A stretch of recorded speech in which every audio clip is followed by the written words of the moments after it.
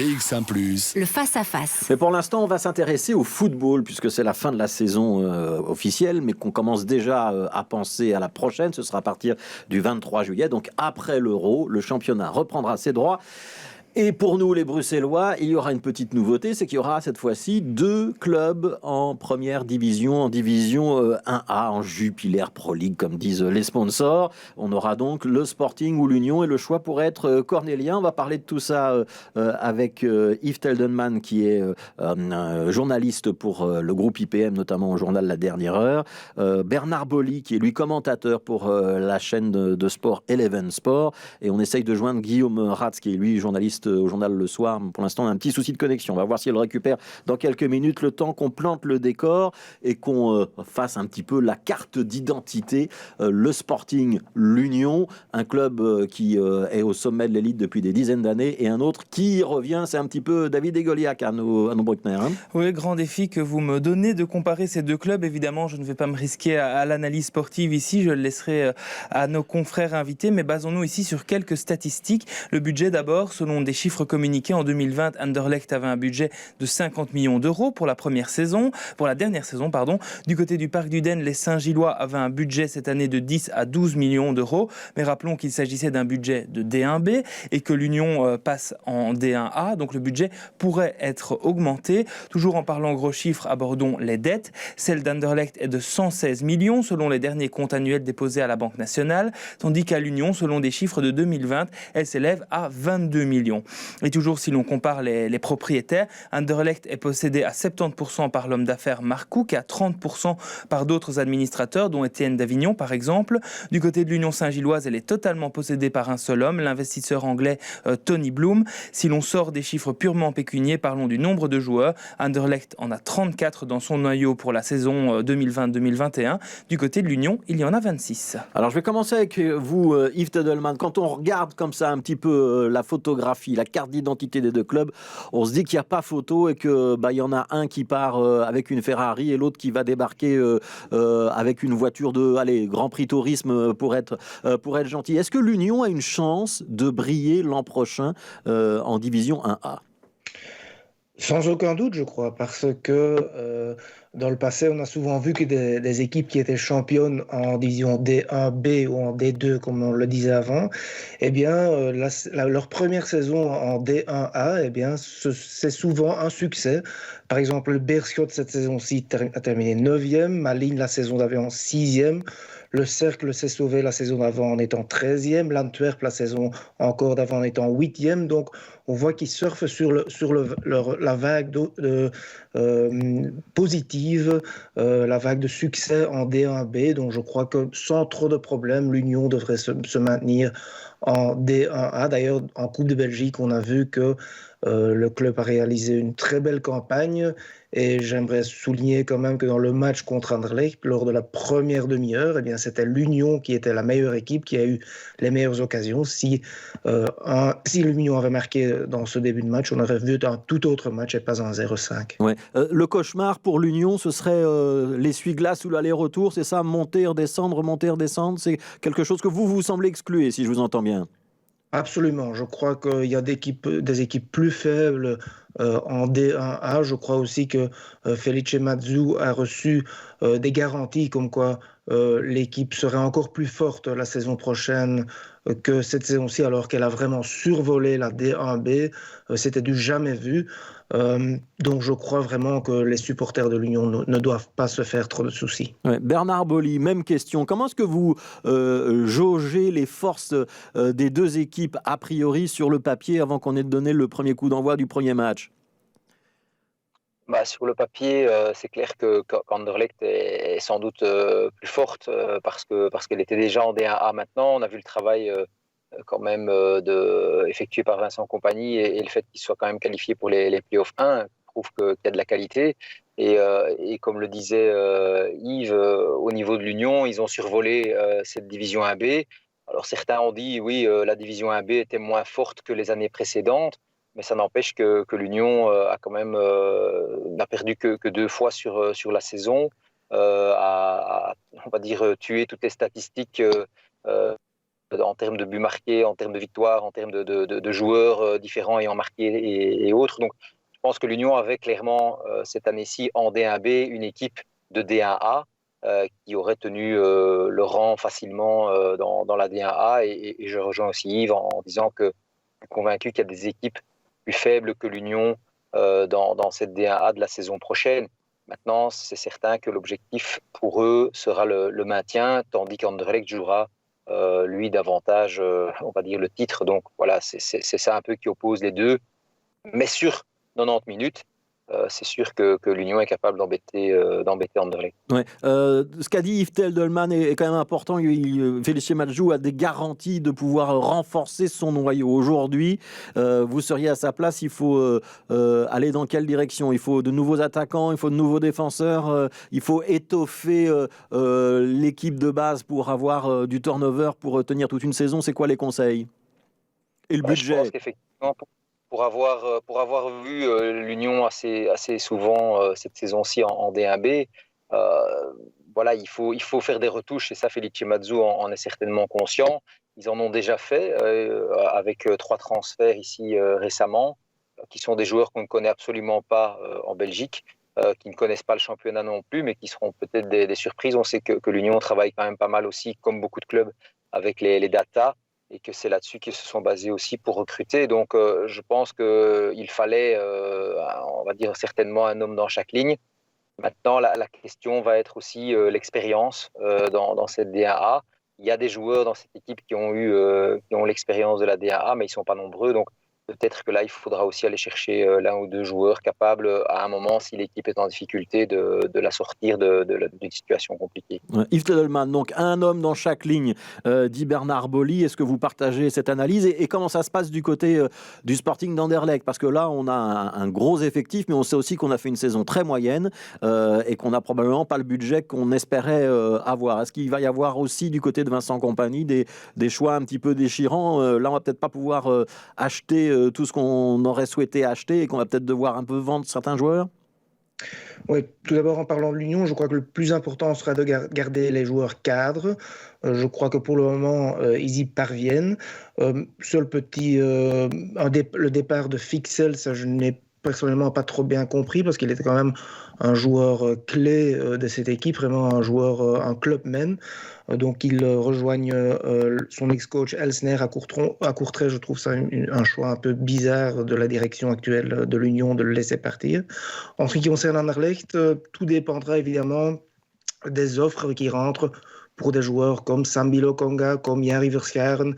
Si Anderlecht peut prendre énormément d'argent sur ces joueurs-là, eh bien là, ils feront de gros transferts, ou quand même des transferts qui sont... Parce qu'il faut savoir que, vu les limites financières du Sporting cette saison-ci, eh bien, il ne faut pas s'attendre à des transferts de 8 à 10 millions comme dans le passé. Souvenons-nous qu'ils ont transféré un Vlap pour 7 millions, un Sané pour 8 millions, vraiment des transferts complètement ratés. Donc ça, ils ne le feront plus. Donc pour le moment, ils ont transféré, ou quand même ils ont fait signer Refaelov, qui était fin de contrat. Donc c'est des joueurs pareils qui devront renforcer le Sporting.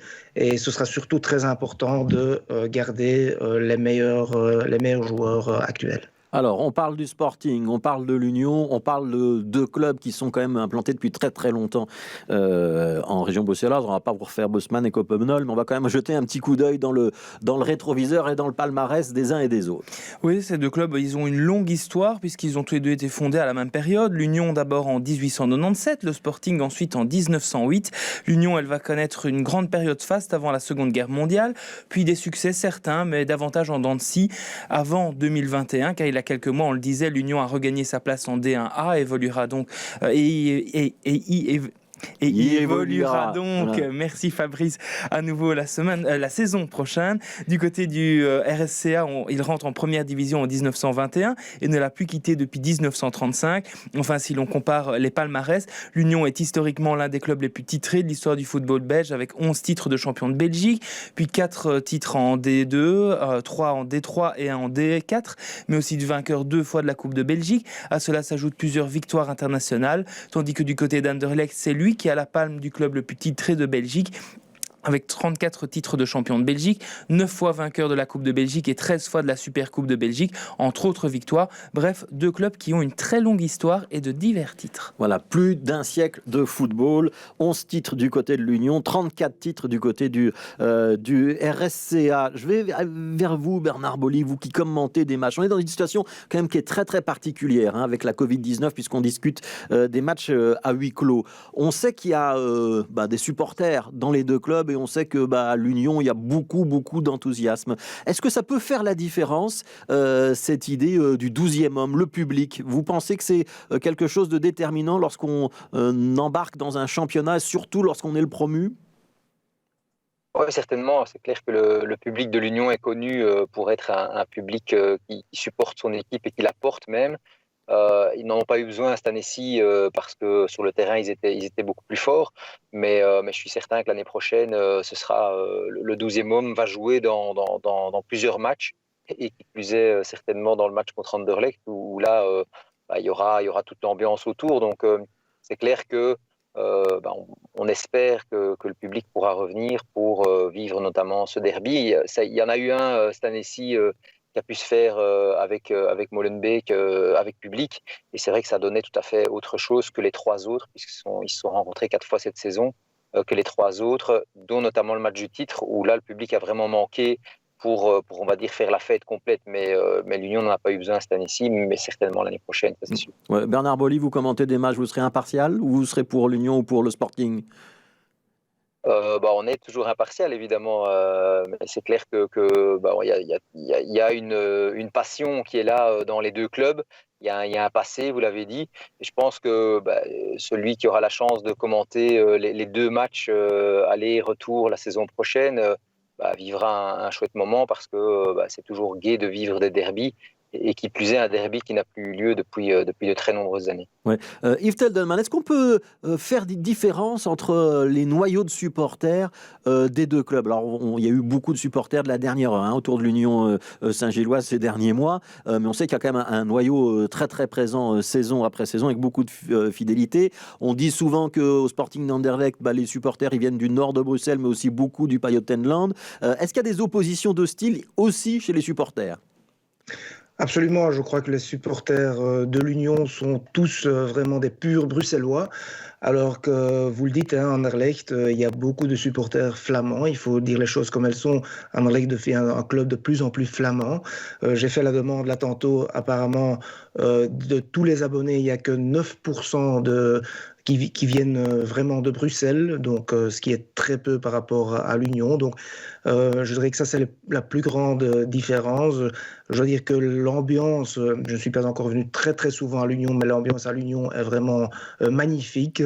Et Anderlecht, ce n'est le cas que lors de grandes soirées européennes ou dans des matchs absolument au sommet. Donc, mais je m'attends à un stade comble quand même à Anderlecht pour le match contre l'Union, parce que je sens que ce match vit vraiment. À l'occasion du match de coupe, on sentait beaucoup de rivalité entre les deux clubs, mais je crois que c'est de la rivalité saine. Pour l'anecdote, j'avais réuni 2 anciens joueurs, Gilbert Van Beens et Christian Lauwers, joueurs emblématiques des deux clubs. Et Van Beens me disait qu'il adorait aller jouer à l'Union parce qu'il sentait que malgré la rivalité, il y avait une ambiance saine, ce qui n'était pas toujours le cas, par exemple, au Daring. Il disait là, il y avait des crapules parmi les supporters, ce qui n'était pas le cas à l'Union. Est-ce que ça peut devenir un nouveau classique de notre championnat, cette opposition Sporting-Union? Alors, c'est un derby qui est pas tout à fait un vrai derby comme vous venez de nous le dire, puisque Anderlecht, on regarde quand même aussi beaucoup du côté flamand, mais ça va être un derby. Est-ce que ça va devenir un classique qu'on attendra comme on attend le Classico, comme on attend Bruges-Anderlecht ou Anderlecht-Standard? Ça va avoir cette dimension un petit peu récurrente et mythique, vous pensez? Moi, je l'espère, et peut-être que Jan Mulder dit la vérité en disant que l'Union à terme peut être une menace pour Anderlecht. Il dit qu'il y a tellement qu'il est au courant, qu'il a entendu qu'il y avait plus de moyens qu'on ne le pense et qu'à terme, ça peut vraiment devenir le club numéro 1 de Bruxelles. Je crois qu'il exagère un petit peu là-bas, mais quand même. mais ça peut vraiment devenir un classico, certainement. Ouais, c'est de la semence bruxelloise, soit Bernard Bolli, de dire que l'Union va dépasser le Sporting. J'imagine que tous les supporters qui regardent seraient très heureux de ça, évidemment, des supporters de l'Union. Mais c'est vrai que il faut être honnête. L'Union, vous l'avez dit tout à l'heure, est la propriété d'un homme. Et depuis qu'il est là, Tony Bloom, pour le citer de nouveau, on a vu la différence. Voilà, on a un petit souci de son. J'espère qu'on va retrouver Bernard Bolli dans un instant. Je reviens vers vous, Yves Tedelman. Je voudrais qu'on parle du stade quand même, parce que là, il y a aussi une opposition. Hein. On a un grand stade au Sporting d'Anderlecht, même si le Sporting aurait peut-être souhaité l'agrandir ou déménager il y a quelque temps. On a un stade beaucoup plus modeste, même si il a un caractère historique du côté de l'Union Saint-Gilloise. Est-ce que l'Union Saint-Gilloise, d'après vos informations, va jouer tous ses matchs au Parc du Den, ou est-ce qu'il va falloir trouver d'autres solutions? Et malgré tout, quand on veut susciter de l'engouement et être porté par un public, est-ce qu'on n'est pas un petit peu limité là du côté de l'Union? Si j'ai bien compris, l'Union compte jouer tous ses matchs au Parc du Den cette saison et même dans les 3 saisons à suivre. Ce qui se passera dans un avenir plus lointain, ça je ne le sais pas. Si j'ai bien compris, ils aimeraient bien reconstruire un nouveau stade dans les environs, mais il n'y a pas encore de site déterminé. En ce qui concerne Anderlecht, Anderlecht veut aussi construire un nouveau stade, mais je crois que pour le moment, les soucis financiers sont tels que ce n'est pas une priorité pour le Sporting. Ouais. Bernard Bolli, on vous a retrouvé. Le Parc du Den, le stade de l'Union, il n'est pas un petit peu limité pour la division 1A? Ça ne va pas limiter les ambitions et notamment la possibilité d'accueillir un plus large public que ce qui est le cas aujourd'hui? C'est clair hein, que voilà, c'est un stade à l'ancienne qui en plus est, on va dire, mis dans un endroit où c'est pas facile de se développer. Donc il y a des endroits, je pense la tribune principale notamment est un endroit protégé. Donc oui, c'est sûr que s'ils veulent grandir encore, il faudra à un moment déménager. Mais en tout cas, pour les 2-3 prochaines années, on sait qu'il faut toujours du temps pour débloquer des situations en termes d'infrastructures sportives. Donc je pense que là, ils vont devoir adapter un petit peu. C'est déjà le cas avec la pelouse qui sera chauffée. Voilà, donc, mais c'est vrai que pour accueillir des gros matchs, il y aura du travail, en tout cas pour les personnes de l'Union dans le futur. Et si, imaginons un moment, il faut aller vers l'Europe, là c'est clair qu'ils devront déménager. Ah, vous pensez à l'Europe, vous, pour l'Union, déjà? Alors, on ne sait jamais, hein, comme l'a dit Yves tout à l'heure en début d'émission, on a vu le Berscott cette année comme OHL qui n'ont pas été loin d'aller chercher le top 8 et donc voir le top 4 à un moment. Et là, ça ouvre des portes vers l'Europe l'année suivante. Donc je pense que les ambitions sont là, en tout cas, ça j'en suis sûr du côté de l'Union. Maintenant, ils ne vont pas le crier sur tous les toits et ils vont y aller pas à pas, mais avec Felice Mazzu, lui aussi est un homme qui est ambitieux et donc c'est clair qu'ils ne vont pas se contenter de vivoter dans la D1A. Alors, il y a Guillaume Ratz qui vient de nous rejoindre, in extremis. On a résolu visiblement un petit problème de tuyau quelque part. Guillaume Ratz, c'est pour le journal Le Soir. On va finir peut-être l'entretien avec vous. Il y a Bernard Bolli qui vient de dire que ce n'était pas exclu que l'Union Saint-Gilloise puisse viser une place européenne. On a Yves Tedelman, votre confrère de l'ADH, qui nous a dit tout à l'heure que pour lui, l'Union n'allait sûrement pas faire l'aller-retour et qu'ils étaient installés de manière durable en D1 et que peut-être un jour le club bruxellois numéro 1 ce serait l'Union. Est-ce que vous allez doucher l'enthousiasme de vos confrères ou pas? Non, je ne vais pas le doucher. C'est clair que l'Union ne va pas arriver et être un oiseau pour le chat la saison prochaine grâce à son propriétaire anglais qui tient aussi Brighton. Alors, j'irai pas jusqu'à dire que l'année prochaine, l'Union tentera d'avoir une place européenne, mais c'est clair que l'Union sera plutôt dans la première colonne, la fameuse colonne de gauche, je pense. Vous les voyez accéder au Play-off 1, par exemple? Ça me paraît peut-être un peu compliqué pour la première saison, mais voilà, je dirais qu'ils vont sans doute viser un top 8. Et qu'ils auront les ambitions et le noyau pour.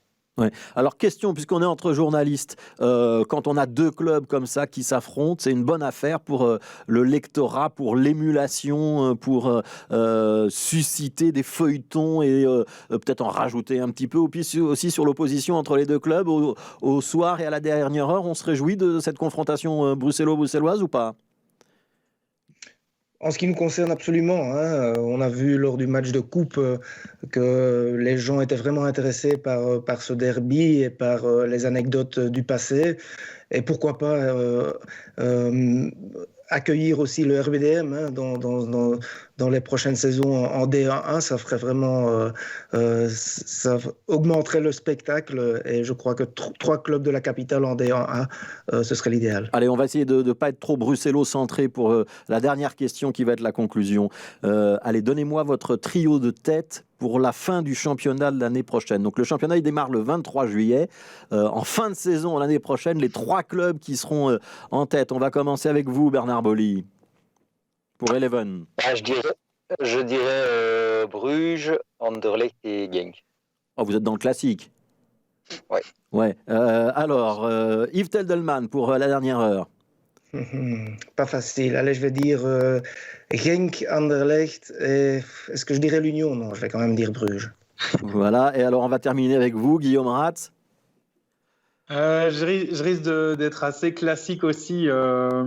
Allez, je vais dire Genk, Bruges et Anderlecht. Voilà, bon, la bonne nouvelle pour Anderlecht, c'est que tous les journalistes sportifs du panel continuent de croire que c'est un club qui va jouer les premiers rôles. Merci beaucoup Yves Teldelman, Bernard Boly, Guillaume Ratz, respectivement la dernière heure, Eleven Sport et le soir. Je vous signale juste qu'on a quand même enregistré ce que vous venez de dire et qu'on va donc vous demander des comptes en fin de saison prochaine. On verra si vous êtes des bons pronostiqueurs, aussi bons que commentateurs ou journalistes sportifs. Merci tous les trois d'avoir été avec nous.